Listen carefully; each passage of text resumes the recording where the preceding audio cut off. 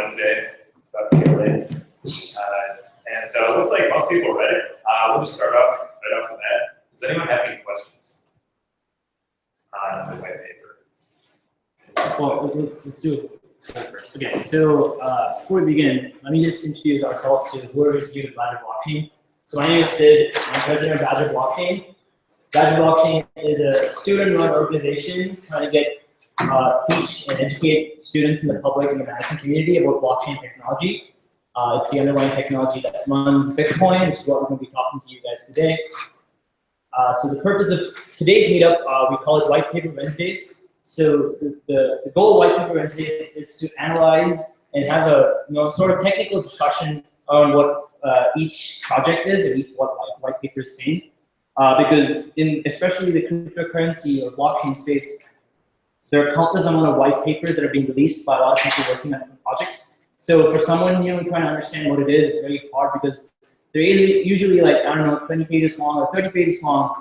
Or in this case, Bitcoin's paper is 8 pages long, but it's very condensed. And if you read it, you would have seen it's pretty hard material to like really understand and digest. And Satoshi Nakamoto, who authored this paper, did a pretty good job of condensing all this stuff into 8 pages. So what we're trying to do with this event is to sort of help you understand, walk through the paper and answer some of your questions, both if it's a non-technical, technical question, really help you understand how to read this paper and understand what the paper is saying.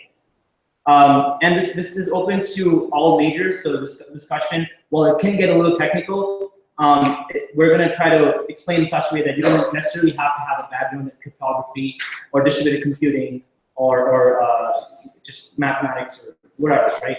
You can come here as a beginner and learn as you go.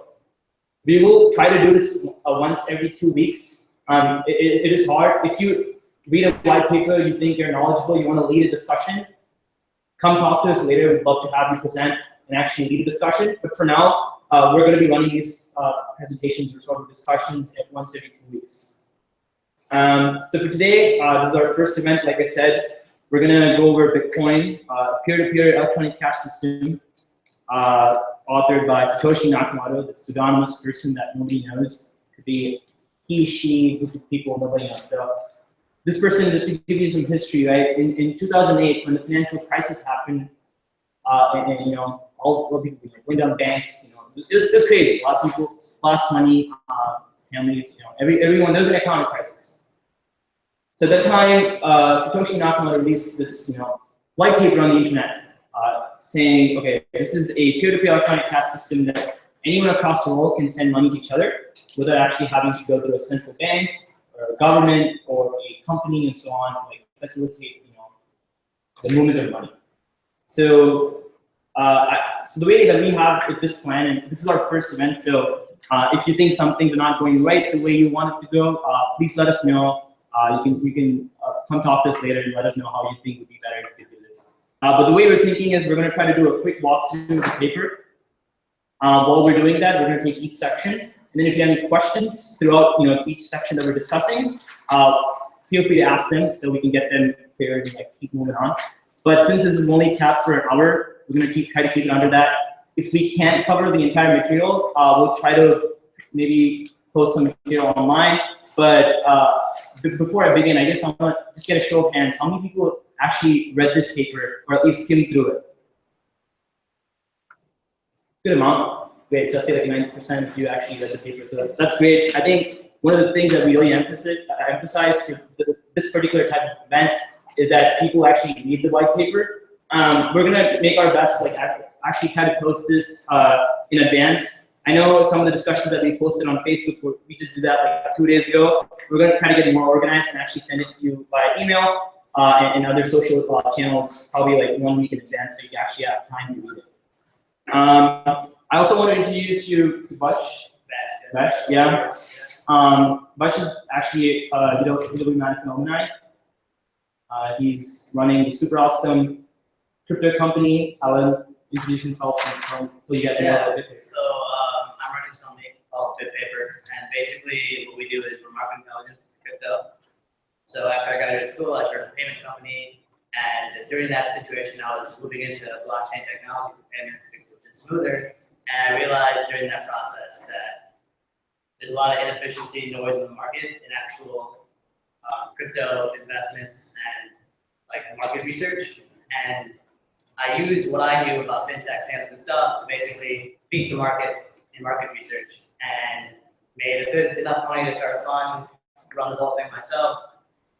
And now I want to kind of extend on that, and we're growing now as a company. And we just basically do crypto market research, giving market reports to hedge funds, to companies, whoever. And there's all this blockchain technology out there. There's a lot of noise, and we just kind of yeah. If anyone's interested in helping out, do an internship, come speak to me after, and we'll see what we do. You want to talk a little bit how you got interested in Bitcoin stuff? Yeah. So I got interested in Bitcoin in 2010, 2011 because I had to buy fake IDs in China, and that was the way you want to take money. And that's where it started. But after that point, I didn't really think much about it until probably like 2012, 2013, because the market. So basically, what happened was Mt. Gox happened, everything crashed, things went down to like maybe 200, 300. Mt. Gox was just a Bitcoin exchange. Yeah, sorry for those who don't know. And basically, what you realize at that point is, okay, an exchange crashed. That's fair, but the thought process there was the value of this cryptocurrency has now gone down because this exchange messed up and got hacked. Now that's similar to saying the value of the dollar went down because the bank got robbed. It doesn't make sense, right? And usually that's kind of when you realize markets. A lot of the psychoanalysis of what's happening is that people are investing on things that don't make sense. So we usually find out what makes sense and invest on that, and turns out the truth usually wins. But that being said, I bought Bitcoin at that point in time because it was low, and I realized that the reason its value dropped so much wasn't because it didn't make sense until last night got devalued so much. And I didn't think about it, just bought some. A couple of years later, found out, hey, it's worth a lot more. And then I went back, did a lot more research on blockchain technology because of this hammer company I started that used those Bitcoins to reinvest in the market into alternative tokens and crypto assets. And that's kind of where the whole fun market intelligence started. Cool, thank you. So like I mentioned, we're just going to quickly go over each section. So as we're going through it, if you have any questions, feel free to do so. This is not going to be like us actually lecturing you guys. This is meant to be like an interactive discussion. So if you have any questions, any comments, you think I'm saying it wrong or making mistakes, I'm not the best expert on Bitcoin, so that's a disclaimer. I read this white paper a few times, but I'm not the best expert in cryptography or distributed computing to actually know everything in this paper. So I will explain certain things, but if anyone has anything they want to add to what I'm saying, just jump up and just feel free to cut me in, add your thoughts. So if you, can all of you see the screen above? Is it readable? Is it legible? Is it fine? Okay. Yeah, so to quickly go over the abstract, right? So purely peer-to-peer version of electronic cash would allow online payments to be sent directly from one party to another without going to a financial institution. So like I mentioned, the premise of Bitcoin is to go through peer-to-peer payments without actually a middleman, right? So you're cutting out the middleman. By cutting out middlemen in a peer-to-peer payment system, it actually introduces a lot of efficiency in the system. So what Bitcoin actually fundamentally solves, and this is something called the Byzantine generals problem. This is a computer science term, and I'm just going to give you a quick explanation of what the Byzantine generals problem is. It's basically Byzantine.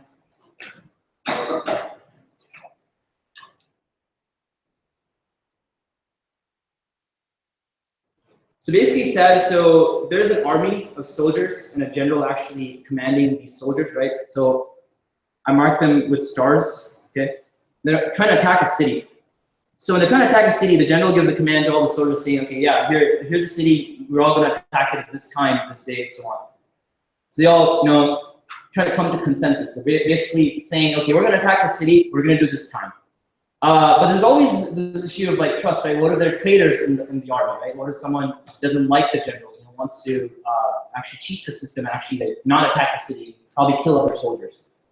So when you have a group of people, or in the Bitcoin world, when you have a group of computers, right? When they want to trust, each other, they have to have some sort. When they want to send messages to each other, there's sort of this issue of trust. So when they're all trying to attack the city, there's always this issue of like, okay, whether can I actually trust the other person, and I can actually believe that the soldier's saying the right thing, that I should actually attack the city. So on a high level, that basically says, okay, when you have different people in a system, or different people, a group of computers in a network, how do you trust each other to actually act upon something? So in the Bitcoin world, right, when a new transaction is propagated to a network, so when I'm sending 10 Bitcoins to Vash, right, that is actually decentralized. So someone has to verify that payment has actually gone through, a transaction is valid. So there are these group of computers, distributed computers across the world, spread across, who are actually verifying that I'm sending 10 Bitcoins to Vash, and they actually have to prove it. And in the process, they're actually sending messages to each other saying, okay, is this the right person? Is this the right signature? Is this the right person actually saying that they're sending 10 Bitcoins, right? Does he actually own the 10 Bitcoins? So to do that, they run an algorithm called proof of work, which I'll get to later. But they actually essentially, Bitcoin solves the Byzantine generous problem. So I'm going to move on. You have a question? Yeah, I just really want to make sure we're steering away from lecturing. Okay. I want this to be a discussion. Yeah, sure. I mean, if you guys have questions, do you have any questions on the Byzantine generous problem? Anything you don't understand? Yeah. How does Bitcoin actually solve this issue? Yeah, so Bitcoin solves the issue by a consensus algorithm called proof of work, which I'll get to in the other section. If you read the paper, yeah. Yeah, I'm going to do that right now. So if you look at the second, let me switch over to the screen. So the second part says, we propose a solution to the double spending problem using a peer-to-peer network. So the main threat to having a decentralized payment system is actually the double spend problem, right? So think about digital money. So before Bitcoin, a lot of people have tried building digital cash systems, but they've all failed because fundamentally, they can't solve something called the double spend problem. But what I mean by that is, say you have $10 in digital money, right? If you wanted to send it to someone, say you wanted to send it to Rush, what stops you from sending the same $10 to all of you, right? Like who actually verifies that? Today in the existing financial system, banks and other companies act as middlemen and actually verify those transactions. But in Bitcoin, in the decentralized network, I can send in $10, I can send you all $10. If I kept doing that, I would go to jail, and it would basically destroy the system, right? You have anything after that? Yeah, just to reference the Byzantine general situation. So the way I look at it is like, say there's like 8 armies surrounding kingdom, right? And now you got one trader general. What the trader can do essentially is send a message to 4 guys saying retreat, and send a message to 4 other guys saying attack, right? So he's sending 2 separate messages, even though he should only be able to send one both, right? So that's really what's happening here, is that this guy is basically messing up the entire system because he's acting like a rogue actor. That's what's happening. So that's what double spend really is. It's like you're casting more than one vote, and you can do that in most systems because the other nodes don't know what the first node knows. And basically, this consensus is solving it. So in the computer science term, it's basically a 0 or 1, right? You can either attack the system or you can retreat. You can attack the kingdom or you can retreat the kingdom. So that's sort of the essential double spend issue, right? So the next line, it says, the network timestamps transactions by hashing them into an ongoing chain of hash-based proof of work, forming a record that cannot be changed without redoing the proof of work. This is where probably people really hit it off, and they're like, what the heck is this? Like, what is a hash, right? What is a hash? What does it mean? So let Evan quickly come over here and explain what a hash is. We'll probably do a quick demo as well if you want to. So yeah, I would prefer more like you guys have questions about the paper. I want this to be a discussion. I mean, if you don't have questions, I almost don't believe you. It's like a pretty complicated paper. I mean, I was really confused when I first read it. Like anything specific? Yeah. So hash is basically getting string letters. I'm just turning it into a string of randomness. So it doesn't necessarily have to be a string of letters. It could be really anything. And so is it just like so a hash function is something that takes this and maps it to that, and it's a one-way mapping. So if you have the output of the hash, you can't get back to what the original thing was. And so I actually made an example Well, it's going up. So think of just a hash, right? So you have a fixed input. So say you have ABC, right, as a string. So for all the non-technical people in the room, I guess like, say you have a set of characters, you know, ABC. It's a fixed input, right? And then if you want to hash that, basically you want to encrypt that, or you want to like change the data, right? You're basically introducing a cryptographic primitive to that basically says, okay, you have ABC, now we're going to transform that into a hash, which is basically like a random set of numbers and strings. Yeah, so I just made a text file. It's called test.txt, and all it has is just some characters that says this is a test to demonstrate hashing. And then I made a slightly different file, aptly named slightly changed test.txt. And the only difference is just the period and the exclamation point. And so if we run this script, that will take the SHA-sum, which is a hashing function. SHA stands for secure hash algorithm. It will give us the hash of the files. So we can see right here, the hash of test.txt is this long thing right here. And the hash of slightly modified text.txt is this right here. And there's no way that you could tell which one's which. But if you were to hash that exact same file, you would get the exact same output. So whenever you have the same input, you get the same hash. So if I had ABC and I changed it to CDF, that would change the hash. So anytime you change the input of a certain data, you modify it, you essentially also modify the hash. And so, yeah, we got a question over here. And then over there. Is the hash random or? So the hash is in the hash algorithm. It shouldn't be traceable at all. So technically, that would be random per se. But it's a mathematical formula, so it's reproducible. So in that way, it's deterministic. But we're introducing too many terms. Let's determine. So it is sort of random, yeah, in a way that it looks different from the original data. So it's without actually having the knowledge of who actually encrypted it. It's very hard to go back to the original input data. But like I said, every time you change the information, the original information, it changes the hash. But it is a random set of strings that is created by a hashing function. So there are multiple hashing functions. We'll get to what Bitcoin uses, but that it creates a degree of randomness. This is strictly related to What function you use. Yeah. Yeah, so if you change it at all, as we just saw, then it'll yeah. I was just like checking that changed the whole string, just changing the exclamation mark, changed the whole. yeah, Any totally change in different. the input will change that. And you can't really like predict what it will be, because if you could, then you would be able to break that. Yeah, you can't go backwards, but it's always the same. We got a question over there? So will the same string always produce the same hash? Yes. Yeah. So if I sent you that file, test.txt and slightly changed test.txt, you could put it through the same hashing function on your machine and get the exact same output. And so just for something to think about, does anyone have an idea on how that would be useful for Bitcoin or blockchain? Over there? So yeah, it is actually, that's how computers store passwords. They just store the hash, and then when you enter the password, it checks the hash value. But Micah, do you have an idea on how that would be useful? It's used for integrity. Yeah. To ensure the integrity of something. Because the algorithm is the same, everyone uses the exact same algorithm, it always outputs a fixed length. So it's really easy to compare things that way. So if I have the original source set, and I've got a hash of that, I can send that hash to anyone.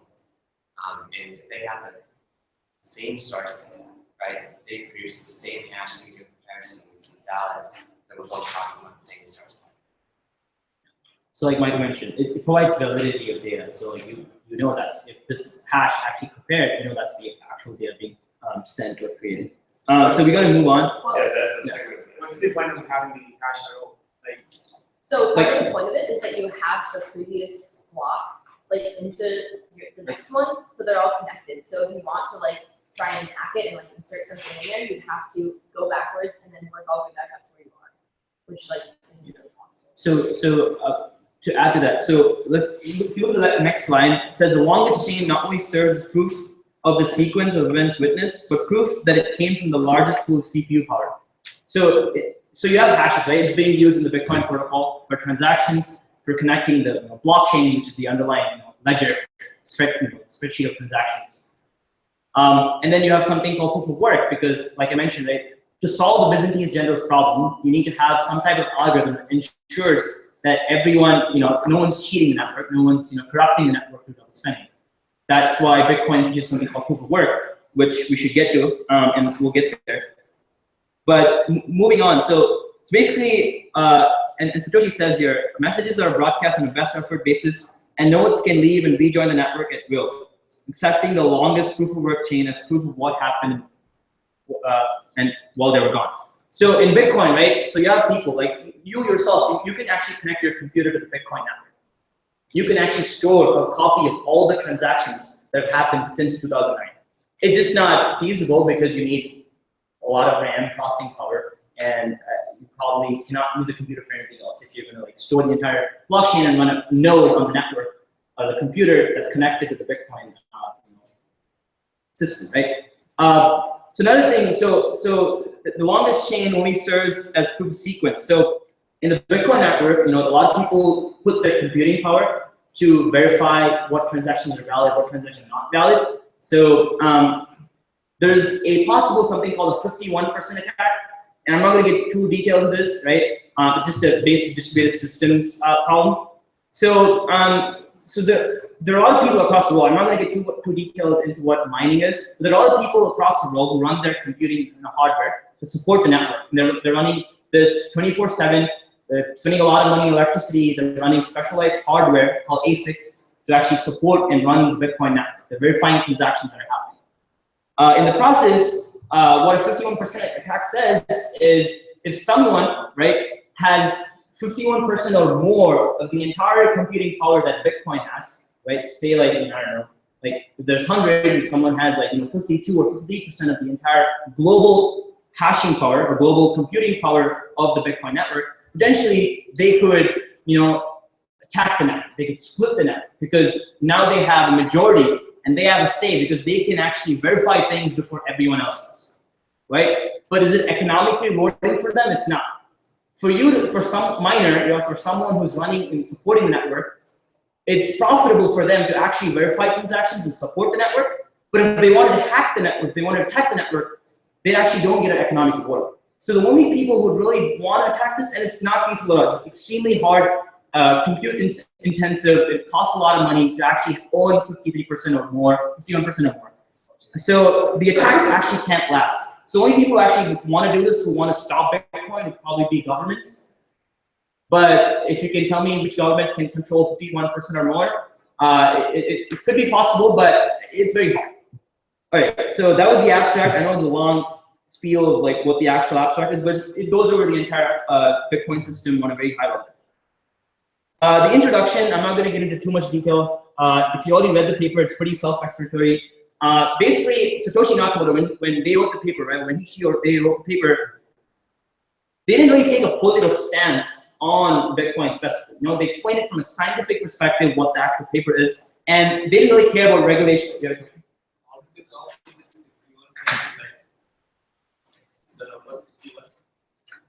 What's that? You said that there is a 51% attack, right? Yeah. So how do they count that it's 51 number, like 50.5 or So it's the next 50%.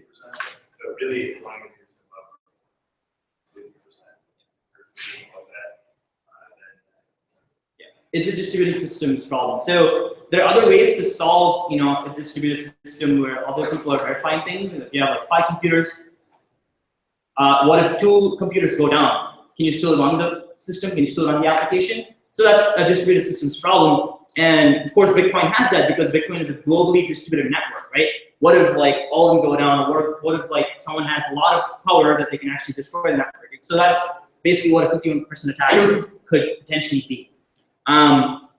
And there's possible threats. I will not get into this, but if you want to learn more the political scenario of Bitcoin, most of the miners for Bitcoin, right, they all probably live in China. I think 60% of the entire Bitcoin's network's computing power actually comes out of China. And if theoretically, if China wanted to like literally go and find who all these miners are and really crack down on them, they could, if they have access to their hardware, they could possibly attack the Bitcoin network. But still, there are ways in which Bitcoin can still survive, and there are ways in which you can ban them and so on. But that's a potential threat, but it's a long ways ahead. It probably will not happen. So here's a question: why do you guys think that there's so many miners in China? Anyone From China? Electricity is cheaper. Yeah, that's it. Electricity is way cheaper. This takes a lot of computing power to run. And so it's only worth it if you can get really cheap electricity. Otherwise, the money that you're making for mining is just kind of worthless. Like you're just paying for electricity. Yeah.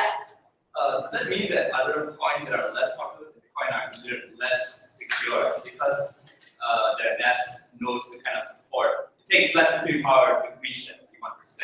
Yeah, so that's a big problem when people introduce new coins. They want to distribute their network as fast as possible. And so that's why people do things like ICOs to try and spread out their network, because if just two people hold it, then a consensus is just one, like that's useless. It's also important to recognize that not everyone follows this architecture. And since Bitcoin, I actually argue there's a lot better architectures out there. But Bitcoin does have the brand value. So is proof of work your like first successful solution to this problem, or are there other ones that There, Just like this There's a, BFT. there's practical Byzantine fault hard. So there are a lot, right?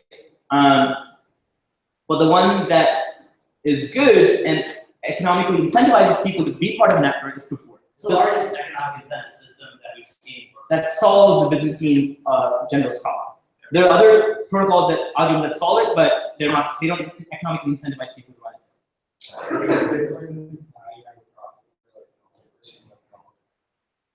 Yes. In the very beginning, you could like mine off a laptop and make money. But as more miners join the network and the average computing power gets higher, the proof of work problem gets harder, and so it's more difficult for people to join. Yeah. Just going on with what you were saying about like electricity, you also need like mine now. Yep, you need specialized hardware. Like so like majority You definitely can't anymore. but like there are websites that work for this. You can basically draw your 3 months. Like average which I guess just So you could still theoretically run it. You would not be able to individually get the economic reward. You would have to pool in with other people in this room to like join into a mining pool. So having just one hardware doesn't mean you'll win the system and be able to get an economic reward, because it's so hard to compute and actually have that hashing power to really win and actually get verified transactions and actually put it into a block, which I'll get to. So yes, it's possible. There's some recent news that's happening that apparently Pirate Bay actually introduced something in the Chrome extension that lets actually mine Bitcoin through people's computers. So what they do is proactively let people mine. But let's not get too much into mining. I think we should focus on the paper itself. So like I said, introduction is very simple. It's basically a peer-to-peer distributed timestamp server. So if you see over here, Bitcoin is a peer-to-peer distributed timestamp server. And basically what Satoshi Nakamoto is saying, you combine math and science, and you're much bigger than a central authority. But so traditional, like I mentioned, traditional finance systems today, financial systems today have a central authority, like a bank actually facilitating transaction. But with Bitcoin, you have math and science. With that, you can eliminate the need for a central authority. And essentially, by having all these cryptographic properties, you make the system secure. So when Bitcoin was introduced, of course, there's a lot of philosophical and political things that went into this, which is why it was introduced right after the financial crisis. And a lot of early adopters, inherently, because it's a decentralized currency, were libertarians who want to control their money. All right, I'm gonna move on. Let's cover the first page. Honestly, like we could spend 10 hours on this paper. There's just so much you can learn, but for keeping track of time, we make sure that we're moving on. So the second part was transactions, right? For the Bitcoin network to work, you have to sort of have a way to verify a chain of ownership. So Satoshi says, we define an electronic coin as a chain of digital signatures. Each owner transfers the coin to the next by digitally signing a hash of the previous transaction and the public key of the next owner and adding these to the end of the coin. a payee can verify the signatures to verify the chain of ownership. Okay, so there's a few terms that probably people don't understand. Does anyone know what a public key is? How many of you know what a public key is? You guys want to volunteer and say? Is anyone willing to do that? What a public key is? And asymmetric. And who's taking? Oh yeah, Micah. Now, this is someone other than Micah. Okay, someone other Micah. Go for it. Is it like your personal address that if someone's gonna send you Bitcoin, they send it to that? Yeah. You want to maybe try to explain it without connecting it to Bitcoin? Okay, so if someone has whatever X token, I give it to you, I need to know your the key, and somehow Yeah. the hash function of that token. Okay, so on a very high level, so it's basically encrypted stuff, right? So it's something called asymmetric encryption in cryptography, right? So you have something called a public key and a private key. So your public key, think of it as your public, email address, right? Everyone can see, everyone knows, that you have this address. But for you to actually sign things, to actually prove that you are the owner of that public key, that you actually control that address of yours, that identity of yours, you have something called a private key, right? So your public key is used to encrypt things in the Bitcoin network. So it's used to encrypt anything, any transaction that people send, is using your public key. And for you to actually validate it on the back end, you're using your private key to decrypt things. So think of it, your public key's role to actually encrypt stuff, and your private key actually decrypt stuff. Is that cool? Yes, that makes sense. I have a question though. What is, so your public key, your private key, they're connected, right? How are they connected again? What's the argument behind that, like on a high level? So when you generate the pair, both the pairs can encrypt and decrypt from each other. And so if someone encrypts something with my public key, I can decrypt it with my private key, or if I encrypt something with my private key and then decrypt it with their public key, it's called a sign transaction. But then they would decrypt it with my public key and decrypt it with their private key. And so I don't know if the details on how the combinations are generated. There's some mathematics or math going on there that I haven't studied too in depth yet. Yeah. So I would just try to just go on YouTube or something and just search for asymmetric encryption, what public and private keys should be simple. Basically, you have a pair. Your private key is connected to every public key that's generated. So each pair has a public key, a public address, and then to get that to actually connect your private key. Do you have anything else to add to that? You can look for RSA, for example. RSA. Yeah. This is standard, right? That's Shamir, we call that paper on public key for public keys measuring cryptography. Yeah. Do they still teach that in discrete math here? I think they do, and also they. I just took it. Not just math. Sorry, they definitely probably do it in cryptography, right? Yeah. They taught that? Okay, cool. Did we define it properly then? So I'm not taking it, but I've read it by myself. Yeah. Kind of? Close enough? Okay, cool. So the main kick, at least for this part, right, where we're explaining transactions, I'm just going to read it out. The problem, of course, if the payee can't verify that one of the owners did not double spend the coin. A common solution is to introduce a trusted central authority, or mint, that checks every transaction double spending. After each transaction, the coin must be returned to the mint to issue a new coin, and only coins issued directly from the mint are trusted not to be double spent. The problem with this solution is that the fate of the entire money system depends on the company running the mint, with every transaction having to go through them just like a bank. So this is just a central authority problem. Anything that has to be verified, any transactions that are being sent, has to either go through a bank or some company. So basically, this section explains the need for having a series of transactions that all are connected. So you have a chain of ownership, and they're all connected through the hashes. So the hashes that are generated for each transaction. If you look at this diagram, each transaction in the Bitcoin network, the hash actually from a previous transaction is connected. So a transaction's information is hashed onto the next transaction with the next owner's public key. So if Vash and I were in a transaction, right? If he's sending me 10 Bitcoins, what's happening is that in my transactions hash, we're actually using Bash's transaction, and then we're taking my public key and putting it onto the hash. So basically, I have his address, his information from his private transaction, and then who's the actual new owner, that's me. And then we have a new hash created. So that keeps on going. If I send it to Roz, it keeps sending all you guys, then there'll be new hashes generated at each transaction. Is that clear? Okay. Yeah, we have like a mini blockchain inside the bigger blockchain. Is this considered a blockchain? So a blockchain is a record of all the transactions. A coin is actually just a record of all the people who owned it. So if you like take one Bitcoin and then you can just look at who's owned it throughout its entire history since it was mined. But the blockchain is all of the things, like all of the transactions that happen. Yeah, this is just a series of ownership that says, okay, the transactions are connected. So it just keeps a copy of how the money is being moved in each transaction. Yeah. How small can you break down the Bitcoins? Like, Oh, that's the units? 8 decimal points. They're called Satoshis. Yeah. Yeah. Satoshis and millibits and so You on. can think of, so back to your question, you can think of the record of a Bitcoin as like if you take out a rented book and you can see like the first person and it's crossed off, and then the next person, like the year that they had it, it's crossed off. You can see the whole record since it was bought, but you know who has it now. Does that make sense? Yeah. So one Bitcoin.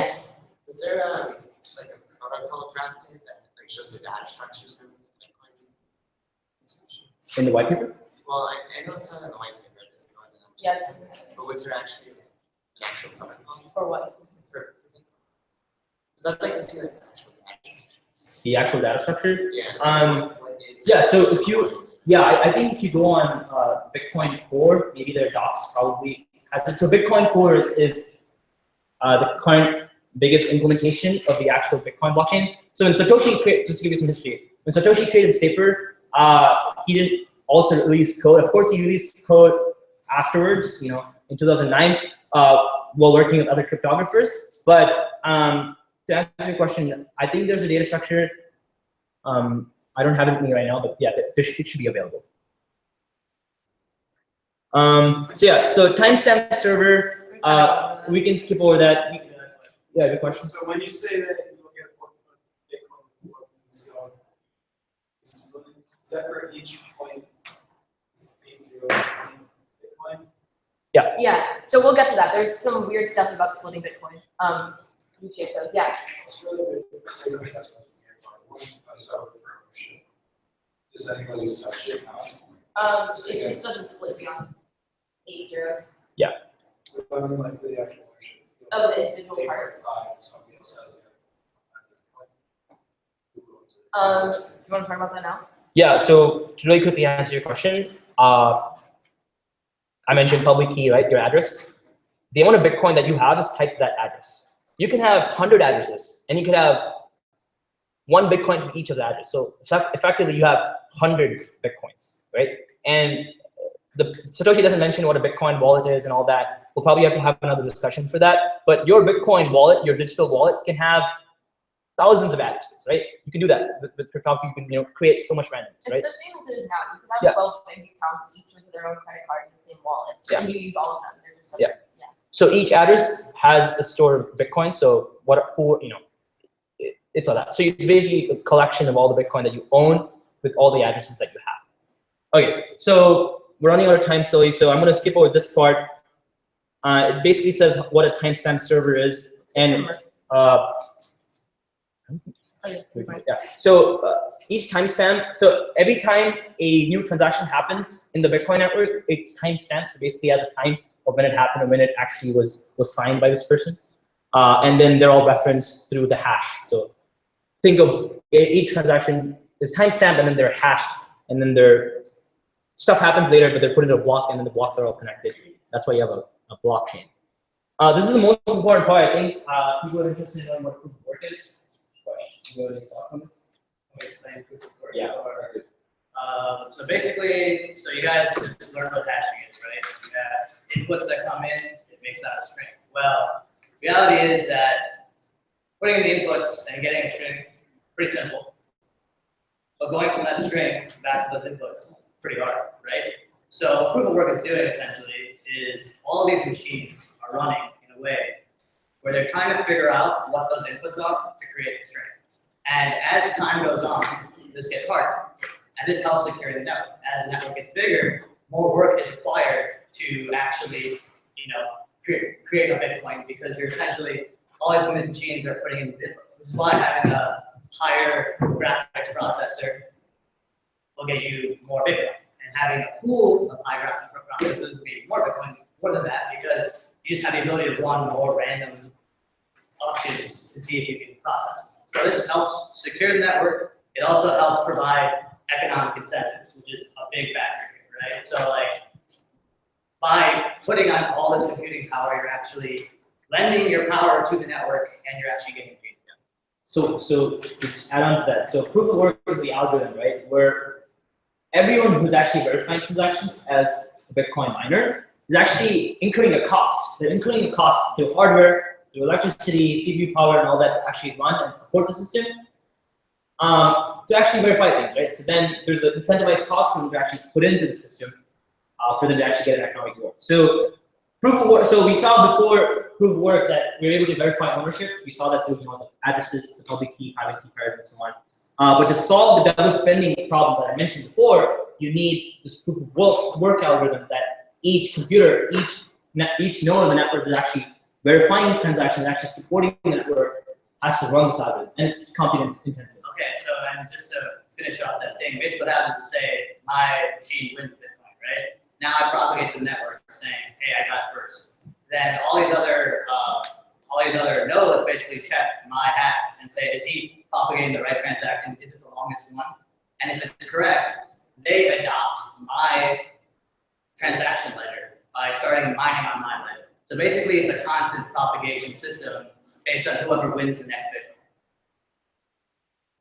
So what's the incentive for other nodes in the network to verify that? Like, could they just at some point, for the sake of being self-recover CPU cycles, fail to verify things that came out because they knew like this node is really Right. reliable? So it's actually a game theory situation, right? So you're actually, the most economic incentive actually comes from cooperation, which is why this is kind of genius. Because like, at the end of the day, you are better off following the network and having the value of the Bitcoin go up than you are going on your own. You can go on your own, but then the value of your Bitcoin will be nothing, right? The fact that you're cooperating is actually what's increasing the value of Bitcoin.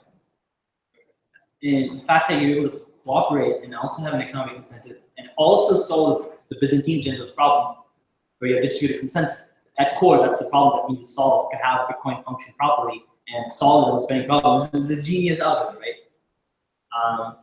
So yeah, so after Satoshi, there's been other types of implementations of blockchains that have gone away from not using proof of work because it's very compute intensive. And Satoshi wrote this paper, he never thought that you'd have to use complex machines with so much electricity needs and so on.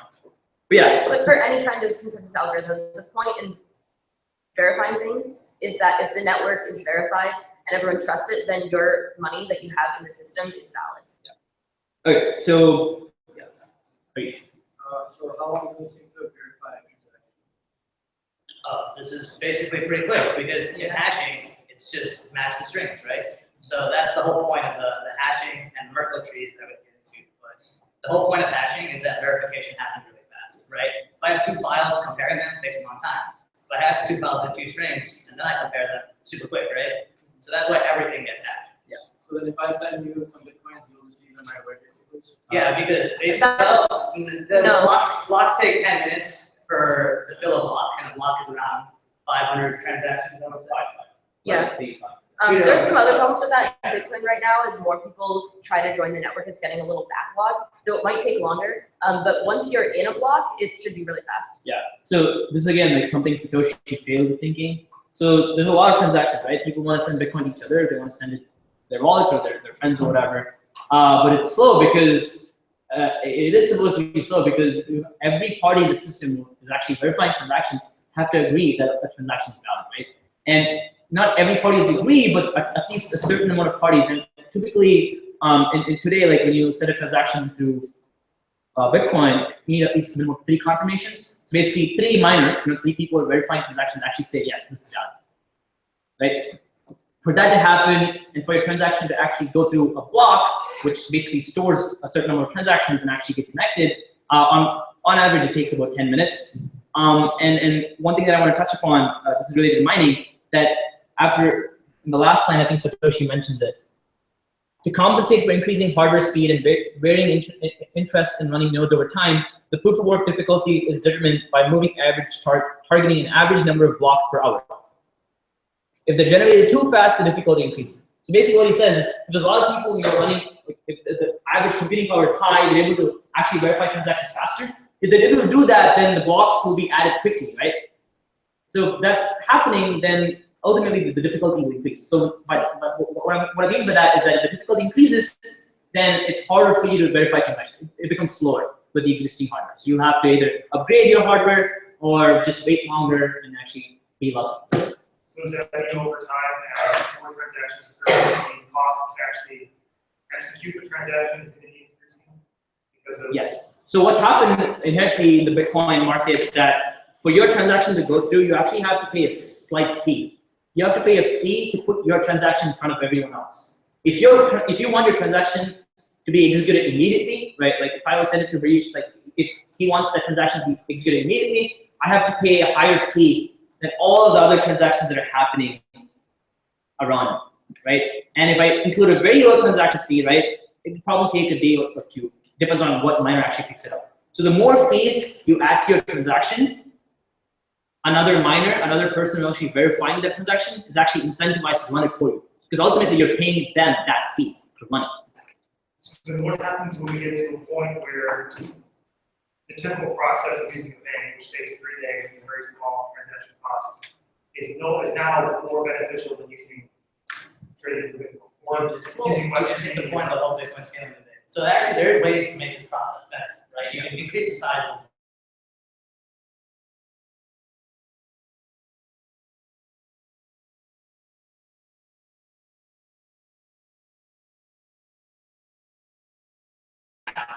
what's the next move? And the problem is that there's so many economic players now involved in Bitcoin that the next move affects all of these economics, right? So everyone's kind of hesitant to make a decision, and that's where the scaling debate comes in. But the idea here is eventually they're going to figure out a way to make this process more efficient. I'd also say to that there's other advantages to the using Bitcoin than just the fact that the transactions are lower than banks, which we can talk about another time. But there's other appeals. Yeah. How would you upgrade a network that's time-based, which is more difficult as time goes on?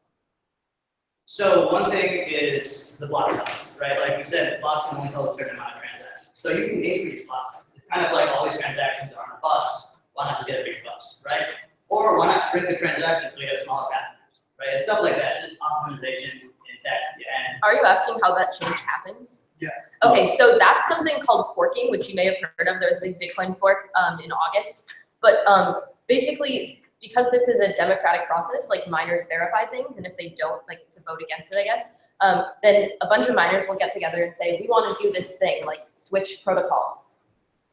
Time to do it, and then they'll mark their blocks, and then all of the ones who want to switch, they'll create a new fork off the chain. So then there's 2. So like Ethereum and Ethereum Cash, or not, I mean Bitcoin and Bitcoin Cash, Ethereum and Ethereum Classic. There's a bunch of ones throughout. Yeah. And just get on last bus analogy. So say you're on a bus, right?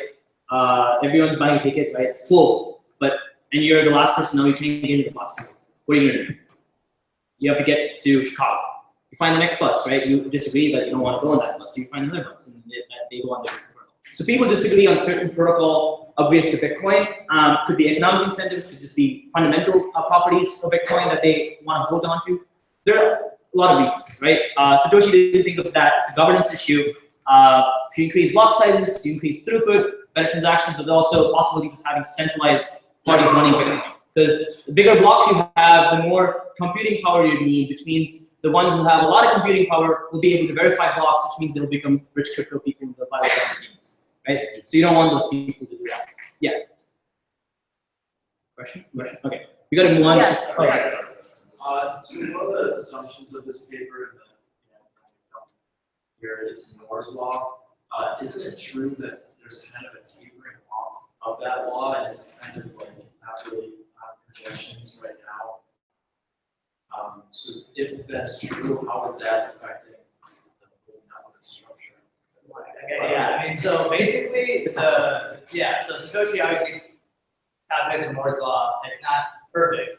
What's kind of one thing is that it's a lot, the block size is a lot bigger than we expected. Like, in order to download a ledger now, it's about a gig, and I think he predicted also around More than it's more than a gig. It's more than a gig. Yeah, and it's people. I can look it up, but it's definitely on the order of tens to 20. But Satoshi projected it, he was projecting it megabytes. Yeah. So, I mean, the whole point is the hashing compresses it to a level that you're not supposed to have this much size, right? So there are a lot of scaling. And the other thing is that keep in mind, Bitcoin is trying to go after what? If you're trying to go for a payment source, it's going to be the size of Visa, right?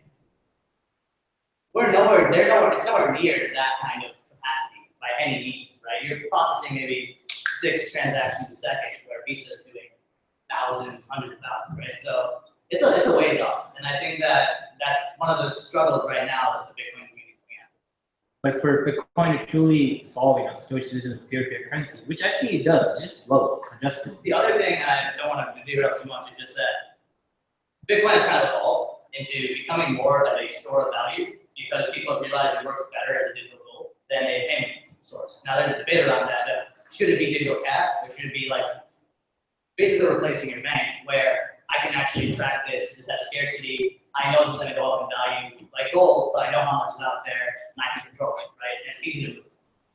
So that's kind of become a philosophical issue where people realize, I don't know if this is cash, I think it's more like gold. And that's kind of where we're at right now. In my opinion, I view Bitcoin as a peer-to-peer cash because that's originally Satoshi's vision as a store of value. But like I said, different people have their own views on Bitcoin.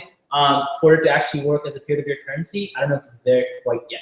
But when there's other scaling solutions implemented, maybe on top of Bitcoin, maybe we can have the discussion later on. There are ways in which Bitcoin could actually, we could have that original vision of Satoshi being implemented on Bitcoin. All right, so we got to move on fast. Next section talks about the network. So how, what is the process of how transactions are being broadcasted? What happens when you want to run this network? So if you just read it, it's very self-explanatory. New transactions, any transaction that happens in the Bitcoin network are broadcasted to all the nodes. And note that all the nodes in the Bitcoin network don't have to be miners. They don't have to be the ones actually verifying transactions. They don't have to be the ones running so much computing power. There can be nodes in the network just storing, right? Just storing the copy of the blockchain, right? Because all they need to do is whether that new transaction that's coming to the network is actually connected to the previous transaction that it's actually saying it's connected to. So you could run theoretically full nodes in a Bitcoin network who are actually doing consensus. By consensus, I mean running the proof of work algorithm. So then, yeah, each node collects new transactions, stuffs it into a block. Then each node works on finding the hash for a proof of work for the block. So like I said, each transaction has its own hash. The goal of the miners, the goal of the people verifying those transactions is to find the exact hash to that. The moment they do that, then they know it's a valid transaction or not, and then they can add it to the block. And then nodes accept a block only if all the transactions in it are valid and not already spent. So you probably ask me, okay, what if there are 2 transactions, right? A person's trying to double spend. So there's a person A, B. So he's sending a transaction, but he also wants to send this, right?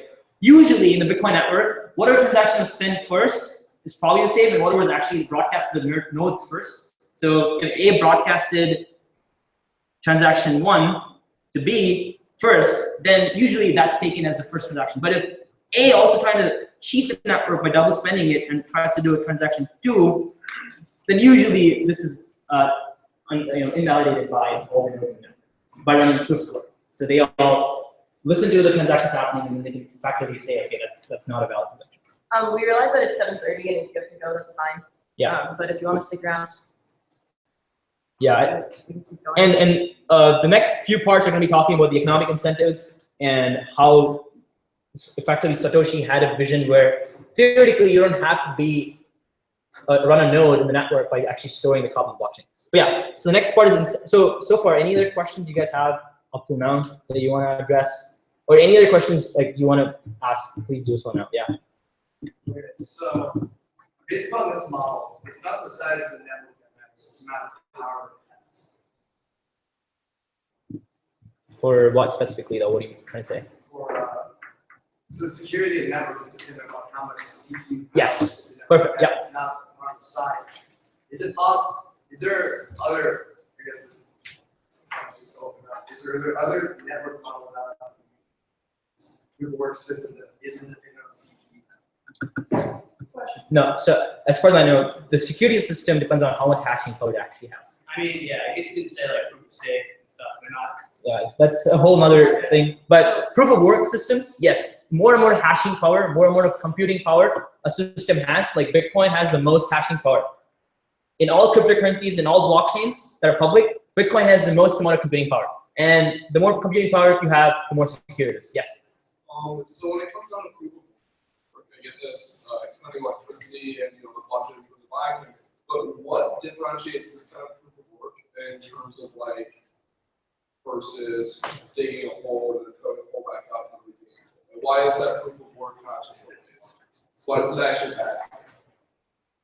It's the hashing, because you can verify the things that happen. If I dig a hole and then fill it back up, there's no proof that I've done it. But proof of work is showing that I've done the hashing, and then everyone else can verify by checking that hash that it's valid, and then we can continue. And also think about like, say a rogue actor comes in, right? He wants to change transaction. What does he have to do? He has to go back to the previous transaction he was at, and say the real network was on transaction number 10, he's on transaction number 7, right? He decides he has to follow through. He has to compete with this hashing power of this network and beat basically the life of the string. If hashing is getting harder and more complex, him catching up to this big string is pretty much virtually impossible. And that's the thing. That the true network will always, the true ledger will always win in this theory. Yeah. And the beauty of Bitcoin today is like on average it's a block being added every 10 minutes, right? So it's very hard for an attacker to actually attack the history of the blockchain. So the blockchain where all the Bitcoin transactions are stored has been alive at least on Bitcoin since 2009. Change in history or attack the network, you'd have to go back in history to do the entire thing, like actually hack the network from the first transaction, right? So to do that, it's very hard because on average, every 10 minutes a block is being added. So he has to basically take 51% or more of the hashing power or computing power and then hack the most recent transaction and then go back all in time within 10 minutes. So it's pretty essentially the work is securing the blockchain. That's Yes. the work they're doing. Yes. So you actually are providing a service by completing. Yes. Yeah. Yeah, proof of work is actually securing systems very important to Bitcoin. It is the fundamental. If you remove proof of work, I believe that it's And you're literally just killing the point. emailing each other numbers. Yeah. So incentive. Oh, sorry. Technical question. How do the nodes synchronize between increasing difficulty? The difficulty increases. How do all the nodes? How does like let's say I get the notice that the difficulty increases. How does a node in China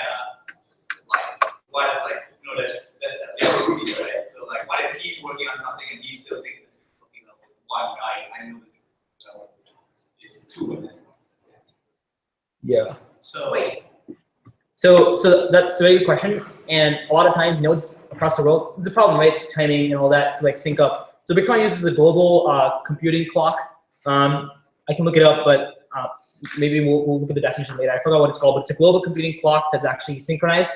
All nodes agree on that time. I think it's UTC. Yeah, universal something. But they all agree on that particular time. They don't follow Central Time or they don't follow Eastern Time, so on. They agree on that one unified clock. And Satoshi here says, messages are broadcast on a best effort basis. So best effort basis is like, you can have a connection 30 megabytes per second, or someone else can have 100 megabytes per second. You get your messages on the amount of speed that you have, right? So you, theoretically, yes, you could probably lose the connection to the network. So effectively, as a reminder, you wanna win the game, you have to have a good internet connection. You have to. It's upon you, yes. But if you're slow, you have a slow internet connection, ultimately you will still be able to catch up. You will just be like maybe 2-3 transactions behind or 2-3 blocks behind. And that's your fault. but the idea is that somebody in the network will be fast and it's fine. Yeah, and there are other people in the network too who will be faster and they'll be able to secure the system. Just because one node can't catch up doesn't mean the network will go down. But yeah, if you theoretically destroy the internet, if the internet crashes, if there's no internet in the world, then probably you can't use Bitcoin. You have to go to traditional money systems. All right. So incentive, I think we mentioned this briefly, but the more CPU power you provide to the network, essentially you create or you get an economic reward in Bitcoin.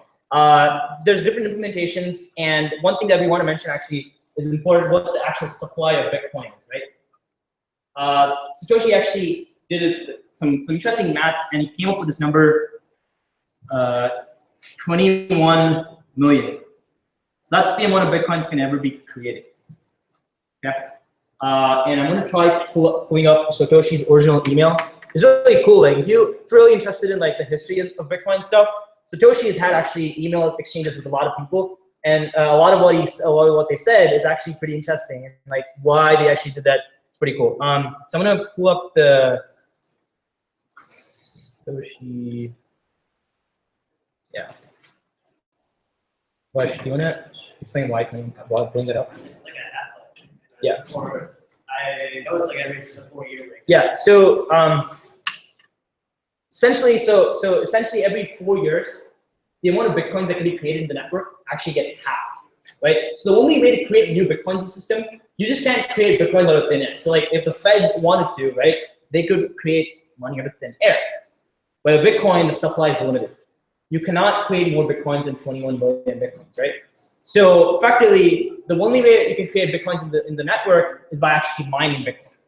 So what happens is the miners who run and actually verify transactions, when they get an economic reward, they actually, for finding a block, they get about 12.5 Bitcoins today, right? Eventually, the amount of supply in Bitcoin that's being created will decrease. And eventually, by the year 2140, you would hit 21 million Bitcoins. Today, I think roughly there's about 16.5 Bitcoins created. And a lot of Bitcoins are probably been stolen or like missing, because in the early days, a lot of people mine Bitcoin. They have thousands of Bitcoin. Probably there's like funny stories of people putting on a hard drive and then throwing it in the dumpster and not being able to reclaim it. So there's a lot of Bitcoins that have like not been claimed or just lost. But I think today, if you look at the network, about 16.5 million Bitcoins have been created. But by the year 2140, all Bitcoins have been created. And the theory is after 2140, miners are still incentivized to run the Bitcoin network because they'll still be compensated through transaction fees. And they'll still be compensated through transaction fees in Bitcoin. And hopefully, if Bitcoin goes up in value, which is what their intent is, they will still be incentivized to run their hardware and still support the network. So that's Satoshi's vision. The Bitcoin's price is going to go up. And that's why Bitcoin is fungible, right? You have up to 10 to the power 6 Satoshis, right? That means if you stop, maybe in the future, like I'm not saying it's going to go up in value or not, I don't know, but one Satoshi could be worth like $1, which means one Bitcoin is probably worth $1 million. If that happens, we're all going to be happy if you're invested. But that's the original vision, that it will go up in price, so that miners will be compensated. I'll pull that up email later and probably post it on the Facebook group or something. It'll take me like 2 minutes to find that. But reclaiming the space. So like we discussed, right? Bitcoin has a blockchain that's probably like, 30 gigabytes or so. It's a long amount of like storage space that you need to become a full node of the network. To actually store the history of the blockchain, you have to have like 30 gigabytes of data, like a lot of RAM, and actually make sure that you're connected to the network, right? And that's not really helpful. So Satoshi came up with this idea, and this is one of the things that actually some people might disagree, but most of them would agree with me that this part of the section, the white paper, is actually not being implemented right now. So there are full clients that you can run. So you can be a user on the Bitcoin network. You wouldn't have to store the copy of the blockchain. Like you're just a user. You're transacting your wallet. You have a Bitcoin associated with your addresses, but you're not storing a copy of the blockchain at all because you're not doing any good to the network. So roughly, I think in the Bitcoin network, there's about 1,000. How many full nodes are there? I think there are about 1,000 full nodes that are running the Bitcoin, that are actually storing the blockchain.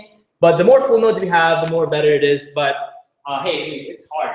If you're not financially incentivized to run a full node, people don't do it. But 1,000 full nodes is still pretty good. But you as a user don't have to store the copy of the blockchain. But this part of the white paper basically says how can we reduce the amount of disk space that is stored for storing the history of the blockchain. And this is basically saying you store a part of the blockchain, right? You store maybe 2-3 blocks